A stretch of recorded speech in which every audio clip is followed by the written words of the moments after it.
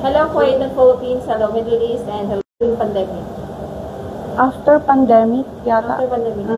Yes. Challenging talaga yun that time kasi online class. Kamusta naman yung pag-aaral that time sa online class? Looking back, kasi matagal na yun. Looking back, online classes was very challenging, ma'am, because I was not given a chance or a time to study. I was given the opportunity to go to school, to have a degree at least, but I was not given a time. So it's up to me how can I manage the time going in the online class. Sometimes I was in the online class while doing work. Yes. So it's a very challenging. Paano mo siya na-achieve yung time na yun na nag-online class ka? Kasi siyempre ang trabaho is nandun ka sa trabaho at the same time, nakikinig ka, gumagawa ka ng assignment. Paano mo pinag-balance eh? Time management, ma'am, and plan your work ahead of time. So I have to, before the day of the class, I have to set that this thing, I have to make sure na this time it's vacant for me. So whenever they will ask me to do some job, it's minor, it's easy to finish already. The big one is already done. Kailangan para time management talaga. Yes, time management. And plan your work ahead of time, step by step, organizing. Kaya, kasi nga pa na mawawala yung isip mo, ito na naman yung unahin mo. Yes, so, yes. Wala ka matatapos. Yes, yes. Yun, ang pinakamaganda. Yes. So, eto, habang nasa Kuwait ka, paano o ano yung nagbigay sa'yo ng push na mag-enroll dito sa health and social care natin? Gusto ko kasi, I was not given a chance to finish my college degree. And, isa yes. sa mga nag-push sa atin. And, in reality, practically, I can use it in my daily living, in my family, and in my work also, I can use it also. Personally din, personally and professionally, target natin. Yes, and in my work, it's like also a caregiver work. I check the blood sugar, I'll check the blood pressure, I'll check the heart rate, and I'll study the medicines. I give the medicine, I do the medication. So it's more on. And I said with a worker salary, and I talked to my employer and I said, what if I go to school? Will you increase my salary? Yo, challenge din, no? Yes, and said, give me your diploma and I'll increase your salary. I said, go, deal. It's a win-win situation. Maganda kasi is open yung employer natin to improve yourself kasi nga, binibigyan din yung growth natin kumbaga sa worker. So yun ang maganda. So ito naman, kamusta naman yung caregiver training mo dito? Kasi dati online ka. Ngayon there's a big difference, but there's the same learnings, pero mas okay yung yung practical kasi mas na-improve pa, na-enhance pa yung and then kasi sa online, although may learnings ka, sa caregiver, sa practical caregiver kasi, and especially room class lang, classroom class siya, na-enhance din yung confidence mo to face people, how to do the demonstration, and ang daming hindi ka lang nag-learn, nag-grow ka din as a person.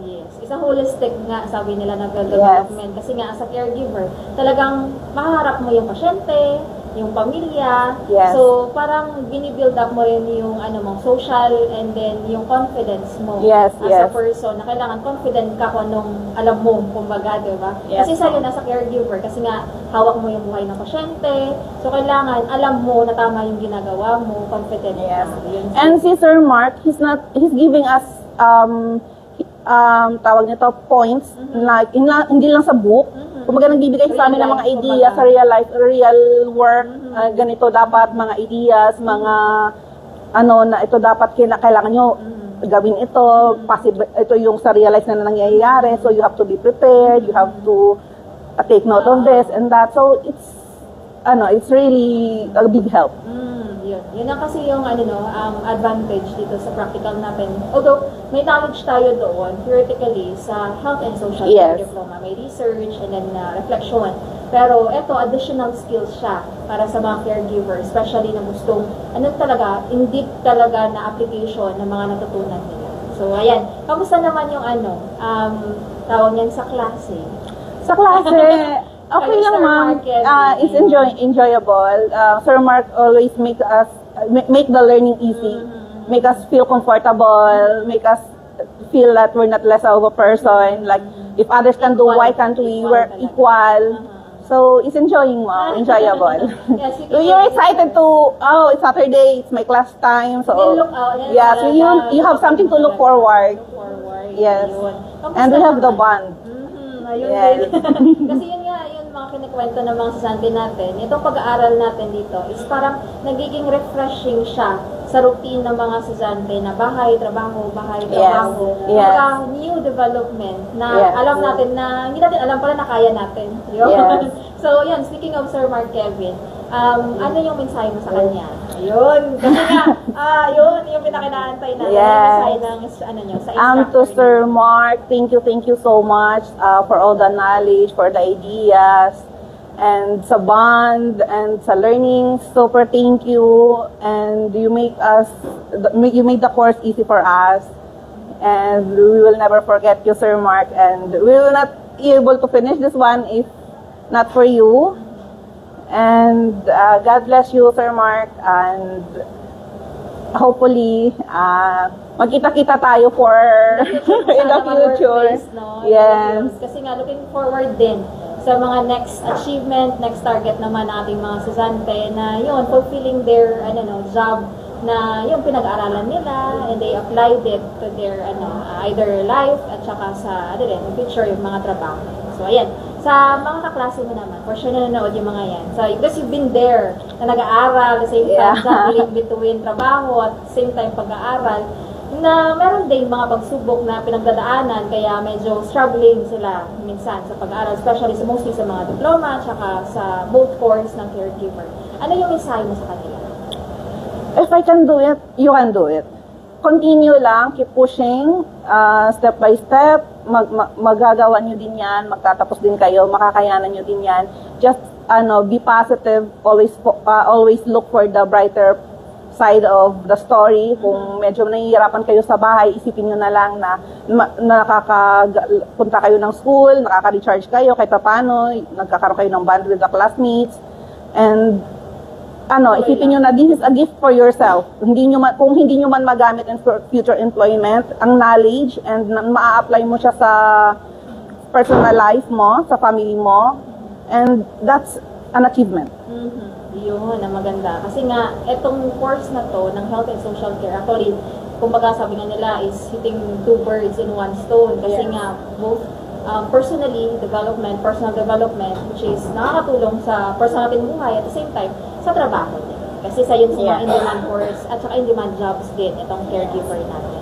So yan, sa mga kapwa OFW din natin, dati, tulad mo, nagbabrowse lang sa Facebook. Nagbabrowse lang. Tapos nanonood lang sa mga kwento ng mga estudyante natin, achievement. Yun, ano yung mensahe mo sa kanila na gusto naman talaga nila, pero hindi sila makausad-usad na mag-take step sa plano nila. Like for example, eto, pag-aaral, at the same time, take another opportunity.